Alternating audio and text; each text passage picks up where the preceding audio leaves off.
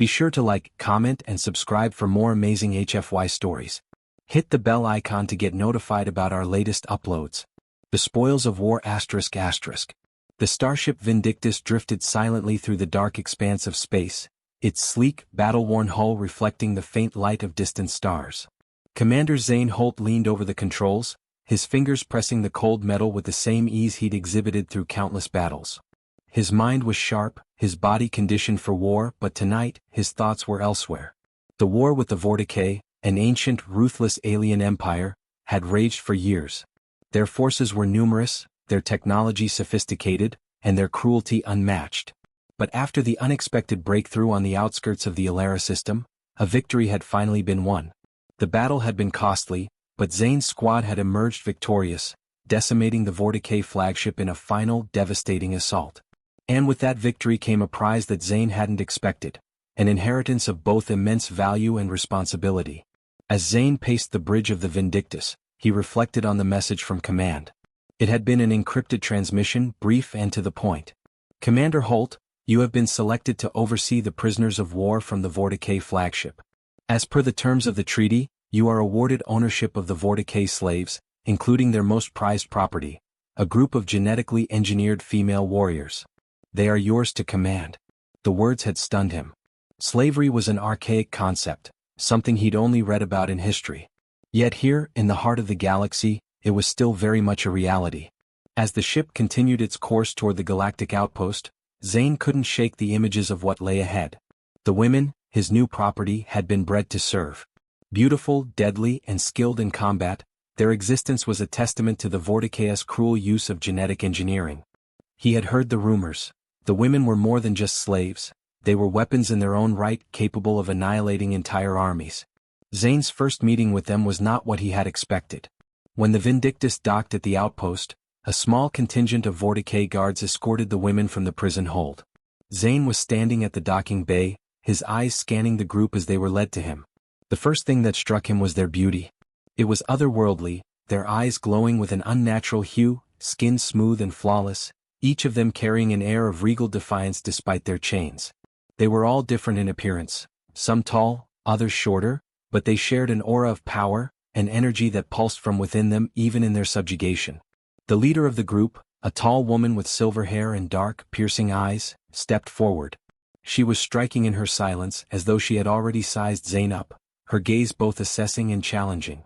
Her name was Isla, and though she was bound by chains, there was no question that she was a warrior, her posture betraying the fierce pride she held in her alien blood. Zane, despite his training and experience, felt a flicker of unease. These women were not just slaves, they were warriors, and in their eyes he could see the fire of rebellion smoldering.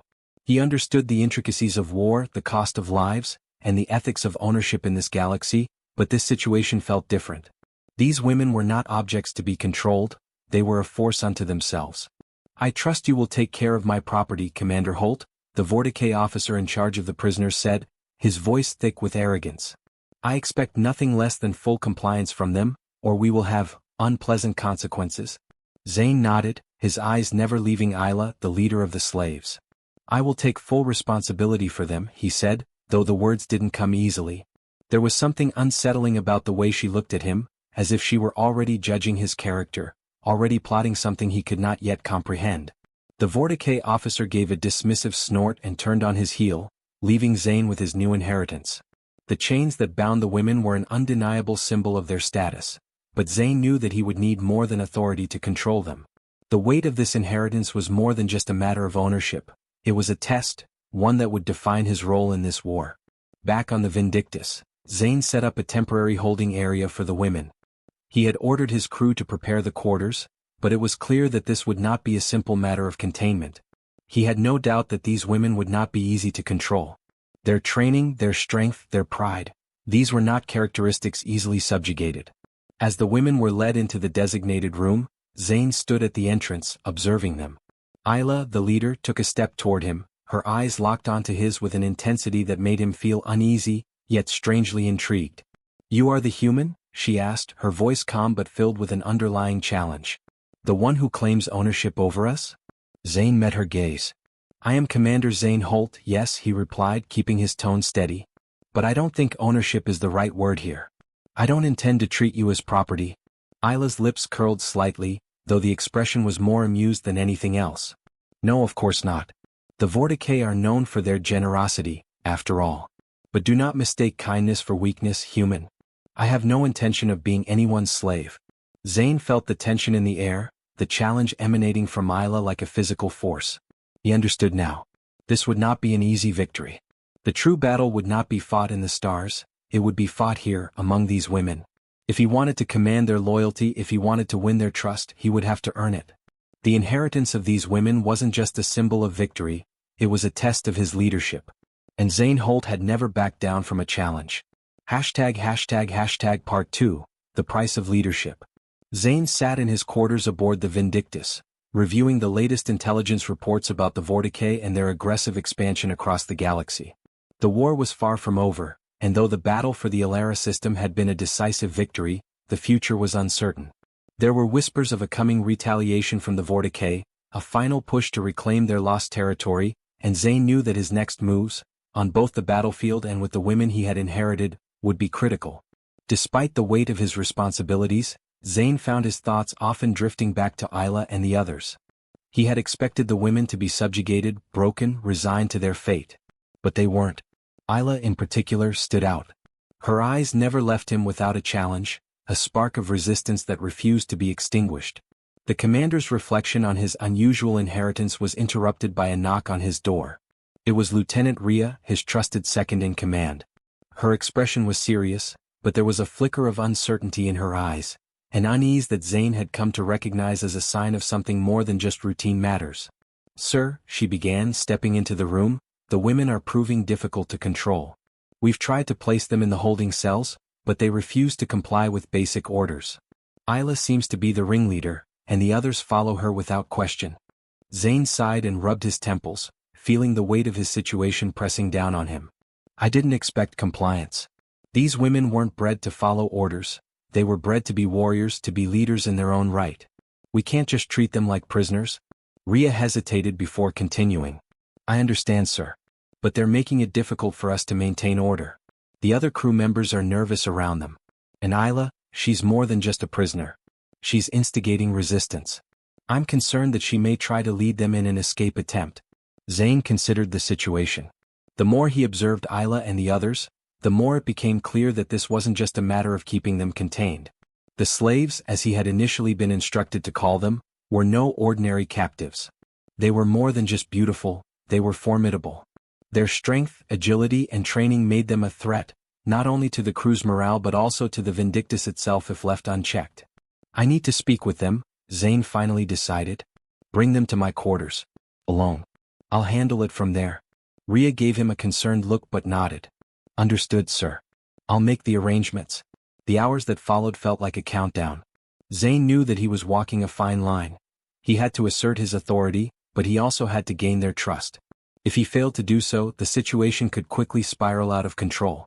His mind raced with strategies and possibilities, but one thing was certain. This wasn't going to be a simple show of force. These women were not going to bend to his will without reason. When Isla and the others were escorted into his quarters, the tension in the room was palpable. Isla walked in first, her eyes scanning the space with a calculating gaze, and the other women followed silently, their presence powerful yet subdued. They were warriors, not slaves. Each movement was precise, controlled, as if they were always prepared for combat, always poised for the next challenge. Zane stood by the large viewport, staring out into the endless void of space. He didn't want to appear threatening, but he could feel their eyes on him, reading him, waiting for him to make the first move. After a long moment of silence, he finally spoke. "I'm not here to command you, Isla. Not the way the Vorticay would. You've been through enough of that. I don't expect loyalty through fear or force." Isla's expression remained unreadable, but the slight tension in her shoulders relaxed, as though she was curious but unwilling to let her guard down. "Then what do you expect, human?" she asked, her voice a mixture of disdain and intrigue. "You think we will simply bow to you because of your victory over the Vorticay?" Zane turned to face her, his eyes locking with hers. "I don't think you will bow to me. I'm not asking for that. But I do think we can come to an understanding." The other women shifted subtly, each of them showing their own subtle signs of wariness. But Isla was the focus, and it was clear that her decision would dictate the others' responses. You think I should just trust you? Isla asked, her voice tinged with skepticism. Trust a human who claims to own us? Zane's expression softened. I didn't ask for this position, Isla. I didn't ask for the responsibility of overseeing you. I was given an order. But I don't see you as property and I won't treat you as such. Isla studied him for a long moment, her eyes narrowing slightly. Then what are you offering us? Zane walked toward the table in the center of the room, leaning against it. What I'm offering is a choice. You don't have to like me and you don't have to obey me without question. But if you're willing to work with me, then we can help each other. You know as well as I do that the Vorticay won't let you go. You'll never be free under their rule, and you'll never be free as long as you remain here, fighting for survival in a war you didn't start. Isla's gaze flickered, just for a second, toward the other women, and Zane noticed the way they subtly shifted their positions, forming a quiet but united front. They were waiting for her to make the decision, to determine their next course of action. I'm offering you a partnership, Zane continued. You help me fight this war. You fight for your freedom, not just for survival. I can provide you with resources, protection, and the means to take control of your own destiny. Together we can make the Vorticay regret underestimating us. Isla stood silent for a moment, and then her lips curled into a small, dangerous smile. You think you can control us with promises? That's amusing. But, she paused, her eyes narrowing as she studied him once more. I'm listening, human. For now. Zane exhaled, relieved that the first hurdle had been cleared. Then let's begin, Isla. Let's make sure your people, your sisters, never become anyone's slaves again. The room was thick with tension, but for the first time, there was a spark of something else. Something that resembled hope, or at least the possibility of it. Zane knew that this fragile alliance would require everything he had. His leadership, his trust, and most importantly, his ability to adapt. The battle for their loyalty had just begun, and the stakes were higher than ever. Part 3, the alliance formed. The tension in Zane's quarters hung thick in the air, an unspoken challenge that hovered between him and Isla, her piercing eyes narrowing as she studied him. Her silence was powerful. Each moment that passed felt like a test, a delicate balancing act in which one wrong move could unravel everything. For a moment, it seemed as if Isla would dismiss his offer entirely, her pride and distrust too great to overcome. But then, without a word, she nodded subtly. It was barely perceptible, yet it was enough to signal the fragile beginning of an alliance, one born not from friendship or trust, but from necessity. You're right, Isla said, her voice cool and composed, but with a trace of something deeper. Perhaps curiosity, or perhaps the first seed of respect. We have no choice but to fight. But remember this, human. If you betray us, if you fail us, there will be no second chances. Zane nodded, his gaze unwavering. I won't betray you. Not unless you force my hand, but I don't intend for that to happen. We're both fighting for our freedom here. Let's make that the focus. Isla's lips curled into a smile that was as sharp as it was dangerous. We'll see if your words hold up under pressure. She turned her back on him then, signaling the others to follow. We're not pets, human. You might have won our temporary cooperation, but that's all. We'll need to see your actions before we truly trust you. As the women filed out of his quarters, Zane felt a mix of relief and anxiety. The first hurdle had been crossed, but the real challenge lay ahead. Gaining the trust of these fierce women, and of Isla in particular, would be a long road. His mind raced as he considered his next steps. He had to make good on his promise. There was no turning back now. The following days were a delicate dance. Zane kept his distance from the women at first, allowing them time to adjust to their new situation aboard the Vindictus. But he made sure to keep the lines of communication open. He invited Isla and the others to meetings, offering them some semblance of autonomy within the ship, including access to training rooms where they could hone their skills. In exchange, he asked them to help with security, using their combat expertise to bolster the crew's defenses in preparation for potential retaliation from the Vorticay. Isla's resistance had softened only slightly. She refused to engage in friendly conversation with Zane, but she didn't actively sabotage his efforts either. The other women, Lyra, an agile fighter with golden eyes, Zira, a towering presence with long black hair and an air of stoic silence, and Mina, a fiery-haired strategist who had the sharpest tongue of them all, were all similarly wary, but they participated in the training sessions. For Zane, the most difficult challenge was the unspoken tension that lingered whenever he interacted with them. The women seemed to be constantly testing him, their eyes measuring his every move, weighing his actions. They were not content to be passive. They were warriors born and bred to lead, to fight, and above all to retain their dignity. Zane understood this more with each passing day, and he realized that the key to maintaining their cooperation was not just in providing them with physical freedom, but in offering them the respect they demanded. It was during one of the training sessions in the ship's combat gym that things began to shift. Zane had observed from a distance as the women went through their drills. Isla, as the most skilled and composed of them all, took charge of the session. She pushed the others to their limits, her voice sharp and commanding as she guided them through intricate hand-to-hand combat techniques, each move executed with deadly precision. Zane had been watching Isla closely, noticing the subtle way she controlled the others. Despite the visible tension between them, there was an undeniable respect among the women for Isla's leadership. He admired her skill, her ability to maintain composure even when everything around her was chaotic. After the session, Zane approached Isla, who was wiping sweat from her brow, her expression unreadable. The others had dispersed, leaving the two of them alone in the quiet gym. "You're good," Zane said, his voice laced with admiration. "Better than most soldiers I've seen even in my own ranks."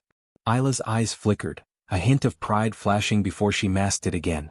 "I didn't ask for your praise, human." Zane held up his hands in mock surrender. "Fair enough. But I'm serious. You've got skills that would be valuable to anyone in this war. You and your sisters," he paused, making sure to use the word that felt right, "could make a real difference if you wanted to." Isla's gaze softened just slightly, but there was still a wall between them. "We are already making a difference. We've been trained for war our entire lives. But the real question is whether you can provide us with what we need." Zane thought about her words carefully. "What do you need, Isla?" She met his gaze directly, her eyes intense. "Freedom. Not just from the Vorticay but from everything. I've spent my entire life fighting. I need something more than survival. I need purpose." Zane could feel the weight of her words pressing on him.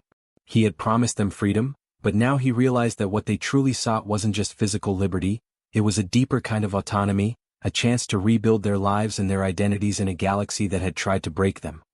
He knew that the path forward wasn't going to be easy, but he couldn't help but feel a sense of responsibility for them. If they were to truly become allies, he would have to help them find that purpose. "You'll have it," he said, his voice firm.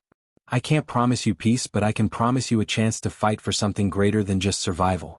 Together we can change the course of this war. I'll make sure of it." Isla studied him for a long moment, and for the first time since they had met, Zane saw something like a flicker of trust in her eyes. It was fleeting, but it was there. "You're an unusual human, Commander," she said, her voice softer than before. "I'll give you that." Zane smiled, though there was still much work to be done. "That's a start, isn't it?" Isla didn't respond immediately, but her posture relaxed just a fraction. She was still guarded, still calculating, but Zane could sense a shift in the dynamic. They were not allies yet, not truly, but they were moving toward it. As Zane left the training room, his mind raced with the implications of what had just happened. The women weren't just a force to be reckoned with in battle. They were becoming something more, partners in a cause. And as the days passed, he would need to prove that he was worthy of their trust, their loyalty, and their friendship. The alliance was fragile, but it was growing, piece by piece. The war was far from over, and Zane knew that the true test was yet to come. Part 4, Unseen Threats. The weeks that followed were a delicate balancing act, but Zane was making progress. With each training session, each interaction with the women, he slowly began to gain their trust. The women, once cold and defiant, were starting to see him not as a mere human commander, but as a potential ally in their fight against the Vorticay and their oppressive existence. Yet, despite this cautious cooperation, Isla remained a hard puzzle to crack. Her eyes held a depth of pain and suspicion that seemed impossible to erase, but Zane could see small cracks in her walls. She was beginning to let him in just a little. But not all the cracks were internal. On the outside, danger was already closing in. The Vindictus was en route to the Nebulan Expanse, a strategic location where Zane's forces were to rendezvous with a larger fleet. Intelligence had confirmed that the Vorticay were massing a counteroffensive to reclaim lost territories, and their forces were heading straight for the system. Zane had no illusions about the significance of this mission. The fleet at the Expanse was crucial, not just for tactical advantage but for maintaining the fragile peace in the region. Zane stood on the command deck, his gaze focused on the star-streaked abyss outside the viewport. The Vindictus was a marvel of human engineering, but even its formidable weapons and shields wouldn't be enough to survive a full Vorticay assault. He had a choice to make: Keep the women, his allies, on the ship, where they might be out of harm's way, or bring them into the fight. He knew they were capable warriors, but he also understood the risks. The Vorticay would not show mercy. Commander, Lieutenant Rhea interrupted his thoughts, stepping into the bridge. We've received an encrypted transmission. It's from the Vorticay. They're sending us a message. Zane turned to face her. A threat, I assume? Rhea's face remained grim. Not just a threat. A warning. They've tracked our movements. They know exactly where we're headed, and they've made it clear they intend to destroy us before we can reach the expanse. Zane clenched his jaw, trying to contain his frustration. The Vorticay were relentless, and their intelligence network was far more advanced than anything the human forces had managed to counter. If they were targeting the Vindictus, the stakes had just gotten much higher. Do they have an estimated arrival time? Zane asked, his voice calm, though his mind was already racing through possible strategies. Rhea nodded. They'll be within striking distance in 4 hours. Zane knew that gave him little time to prepare. 4 hours wasn't nearly enough to rally reinforcements or prepare a proper defense. But the Vindictus had an advantage: speed.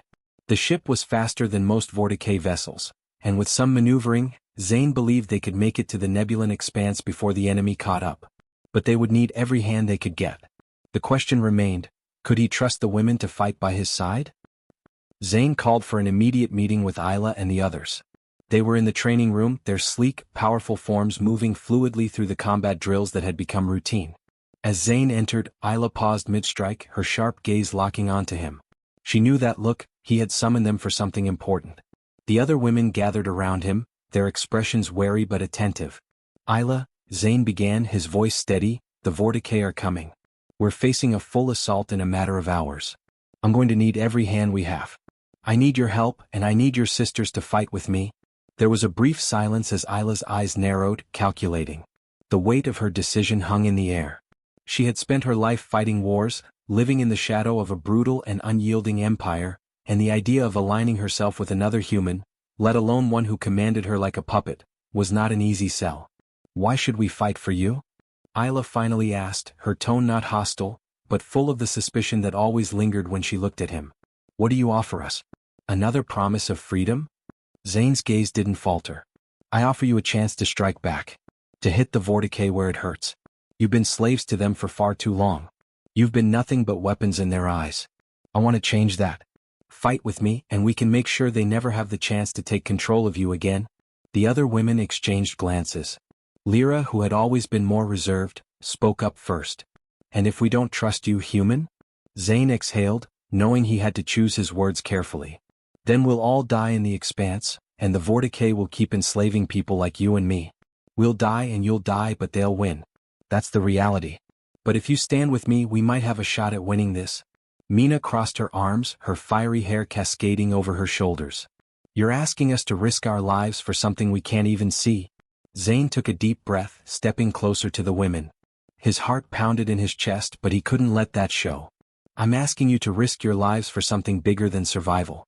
For freedom, not just for yourselves but for everyone the Vorticay has oppressed. I don't have much to offer other than my word. But my word is all I have.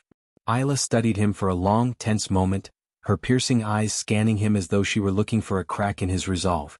Finally, she gave the slightest of nods. You have my sword, Commander. But remember this, if you fail us, there will be no forgiveness. Zane allowed himself a breath of relief, though he knew the real challenge was just beginning. Then it's settled. Get ready. The Vorticay are coming. As the Vindictus raced toward the Nebulan expanse, Zane prepared his ship for battle.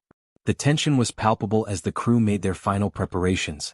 His mind was sharp, and every decision felt like a life-or-death gamble. Isla and her sisters had already begun their own preparations. They had the weapons they needed, and their training had only sharpened since their arrival on the Vindictus. But Zane knew that this wouldn't be an easy fight.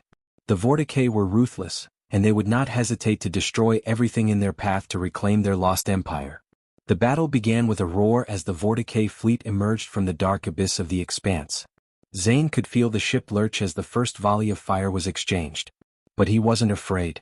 Not anymore. He had the women, his allies, by his side. And together they would show the galaxy what it meant to challenge an empire. The battle had only just begun, but already, Zane could feel the power of this fragile alliance as it began to solidify. The Vorticay were not ready for what was about to hit them. Part 5. The Battle of the Expanse. The alarms blared across the Vindictus as Zane gripped the armrests of his command chair, his eyes locked on the flashing tactical display. The Vorticay fleet had arrived, a massive armada emerging from the dark void of the nebulan expanse. It was everything he had feared, an overwhelming force of ships, their sleek, angular forms cutting through space like predators hunting their prey. They were already closing in and their guns were trained on his ship. Prepare for evasive maneuvers, Zane barked to his crew, his voice steady but filled with the urgency of the moment. Full speed ahead. All shields at maximum. The ship shuddered as the Vindictus accelerated, its engines roaring to life as it began a sharp course change. Zane's mind raced, calculating the best approach to outmaneuver the Vorticay. He had the speed but they had the firepower. If they didn't break through the enemy lines, the Vindictus would be overwhelmed. On the bridge, Rhea was already working the tactical stations, her fingers flying over the controls. "We've got 3 Vorticay warships locking on," she reported, her voice tight with tension. "They're targeting our engines and shield generators." "Focus on the engines," Zane ordered, his expression cold as he adjusted the ship's course. "We can't outrun them if they take out our propulsion." "Give me a status report on the weapons systems." "Lasers and torpedoes online," Rhea replied. "Weapons primed and ready, Commander." Zane nodded. "Take out their lead ship. Let them know we're not going down without a fight." The Vindictus lurched again as it fired a burst of plasma torpedoes, the brilliant energy projectiles streaking through space toward the lead Vorticay warship. The first explosion sent shockwaves through the void, a massive detonation that lit up the darkness like a star. But Zane knew that wasn't enough. This battle was far from over. "Incoming fire," shouted Rhea, her voice rising with alarm. The ship trembled as a barrage of Vorticay laser beams slammed into its shields, sending ripples of energy across the hull. "Shields holding but at 50%. We need to do something about their rear ships." Zane's mind was a blur, trying to piece together a plan in real time. The Vorticay weren't just attacking in force, they were coordinating their movements, attempting to box the Vindictus in. If he didn't break their formation soon, they would corner the ship and finish it off. Just then the comms crackled to life, a sharp voice cutting through the chaos. "Commander, this is Isla. We're in position. We're ready to engage." Zane's heart skipped a beat. He had forgotten for a moment that the women were waiting for their cue. His promise to them was about to be tested in full. He had trusted them and now they were about to prove their worth. "Take your sisters and flank their rear ships," Zane ordered. "Hit them hard. We need to break through and give the Vindictus some breathing room." There was no hesitation in Isla's voice. "Understood. We'll do what we can, Commander." Zane watched the tactical display as the women's ships, lightning-fast vessels, specially designed for guerrilla warfare, split off from the Vindictus, diving straight into the heart of the Vorticay formation. Each of them, agile and precise, darted between the enemy ships like predatory birds, striking with speed and efficiency. The Vorticay ships, seemingly caught off guard by the sudden onslaught, began to lose cohesion. A few exploded into brilliant bursts of fire, their twisted remains drifting in the cold, silent void. The Vindictus, freed from its immediate threat, began to move faster, weaving and dodging around incoming fire. Zane's crew was working in harmony, their nerves steeled under pressure. Rhea's voice rang out again. "Shields at 75%, Commander. The rear ships are retreating." Zane allowed himself a brief, victorious smile, but he knew the battle was far from over. The Vorticay were resilient, and they had more ships than he had ever anticipated. The reinforcements were on the way but they would take time to arrive. "We've pushed them back for now but it's not enough," Zane muttered to himself. He turned to Rhea. "We need to find their command ship. Take it out and the rest will fall apart." Rhea nodded, already scanning the tactical data. "There. It's on the far side of their fleet. We'll have to cut through their outer defenses to get there." "I'll do it," Zane said, his voice resolute. "Prepare for a direct assault." On the battlefield, the women were proving themselves in ways Zane had never imagined. Isla, leading her sisters with cold precision, was tearing through the Vorticay lines. Her ship moved like a shadow, her crew's synergy undeniable as they picked off enemy vessels one after another. Her words, though few, were sharp and commanding, her tactical genius shining through as she adapted to the Vorticay's tactics on the fly. Zane couldn't help but admire her. She had kept her word. She and her sisters were fighting, not just for themselves but for something larger. Something they had been denied for far too long. The Vindictus continued to dodge fire, now moving in tandem with Isla's ships. They were a deadly team, Zane's ship providing cover fire while Isla's women circled and struck at the Vorticaeus' flanks. But Zane could feel the toll the battle was taking. His shields were weakening, and despite the retreat of some enemy ships, the Vorticae were not giving up easily. Enemy command ship has been identified, Rhea called out, pulling Zane from his thoughts. It's heavily guarded. There's no way we can take it head-on with our current firepower. Zane clenched his fists, his mind racing. He had only one option, one that would push his crew to their limits, but could potentially turn the tide of the battle.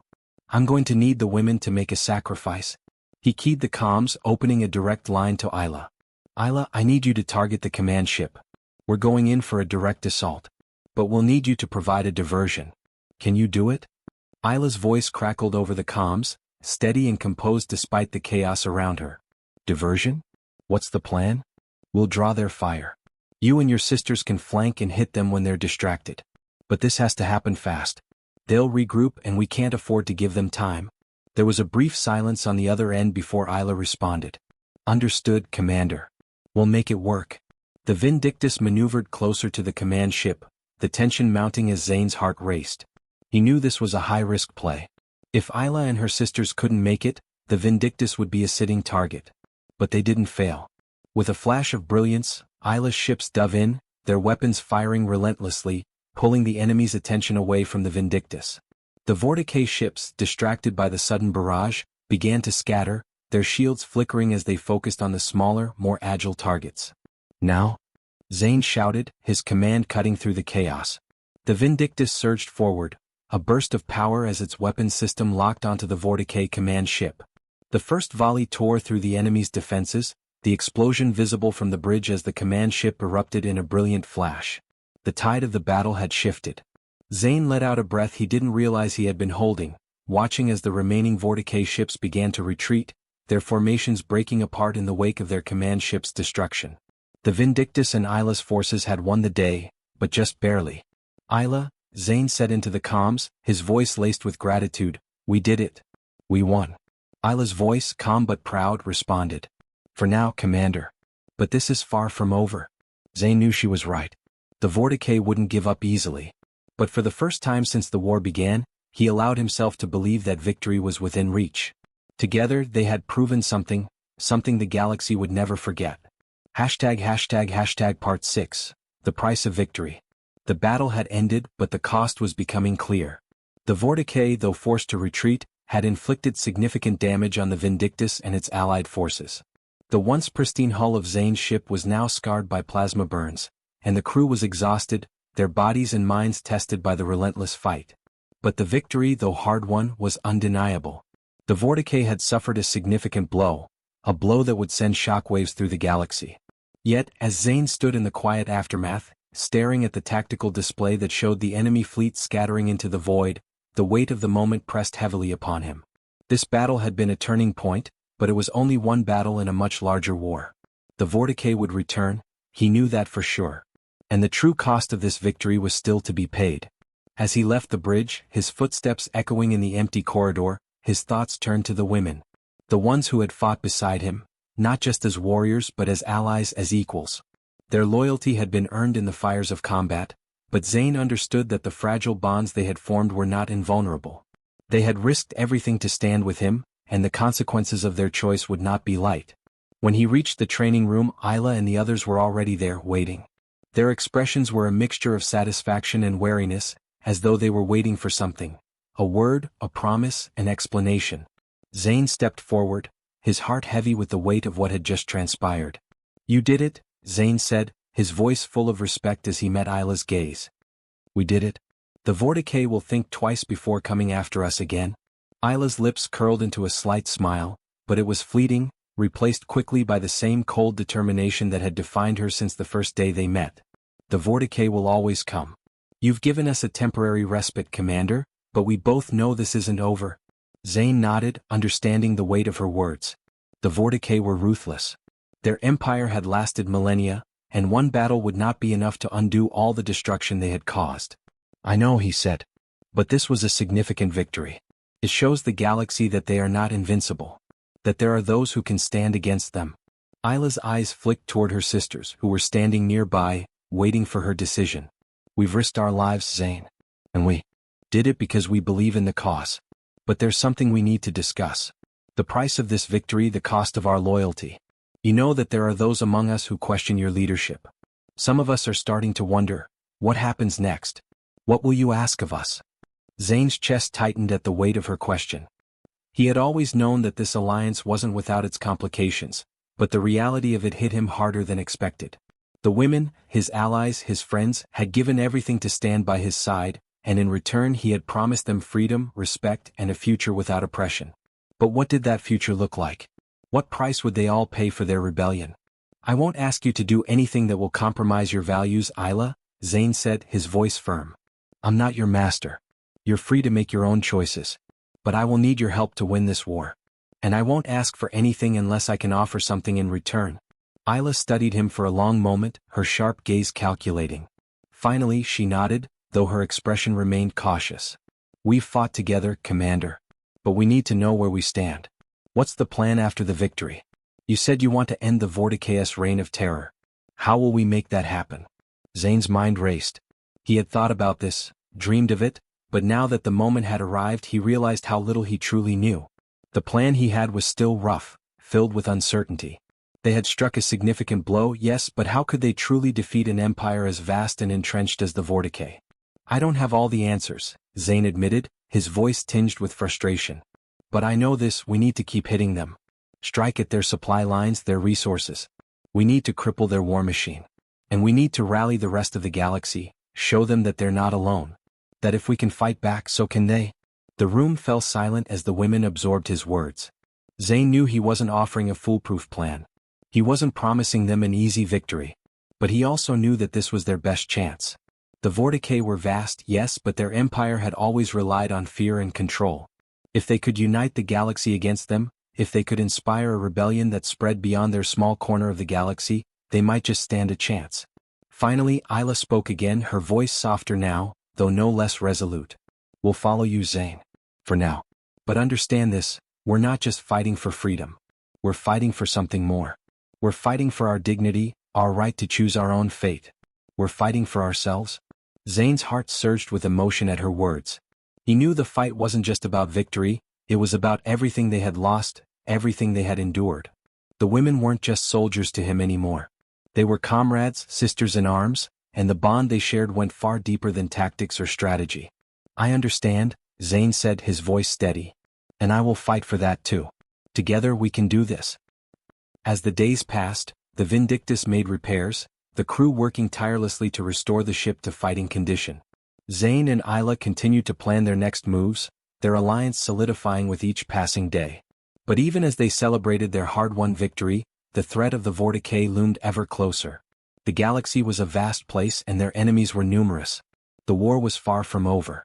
In the quiet moments, when Zane was alone in his quarters, he couldn't help but wonder if they were truly ready for what lay ahead. The Vorticae would not stop until they had reclaimed what they had lost. And Zane knew that the price of victory would continue to rise. The sacrifices would mount, and the cost of freedom would weigh heavily on all of them. But Zane had made a promise. He had promised the women that they would not be slaves any longer. And he would keep that promise no matter the cost. As the Vindictus slipped deeper into enemy territory, its weapons at the ready, Zane stared out at the stars. The war was far from over, but for the first time in a long while, he felt a sense of hope. For the first time he believed they could win. Together they would bring down the Vorticae Empire, and they would do it on their terms. There was no turning back now. The fight for freedom had only just begun. Part 7. The final push. The deep hum of the Vindictus engines reverberated through the hull as the ship cruised silently through the darkness of space. The crew, though weary, remained focused, the promise of victory driving them forward. The repairs were mostly complete, and the ship was ready for its next challenge. But as Zane stared out into the black expanse of the galaxy, he couldn't help but feel the weight of what was to come. The Vorticae weren't just an enemy, they were an institution. A system built on oppression, fear, and domination. The fight wasn't just about defeating an army. It was about dismantling everything they had built, shattering their hold over the galaxy once and for all. Beside him, Isla and her sisters were quiet, their expressions resolute. They had fought and bled together for months, and now the final confrontation was looming. The final assault on the Vorticay homeworld was drawing near. They had been preparing for this moment for what felt like an eternity. The last strike, the one that would either seal their victory or condemn them all to oblivion.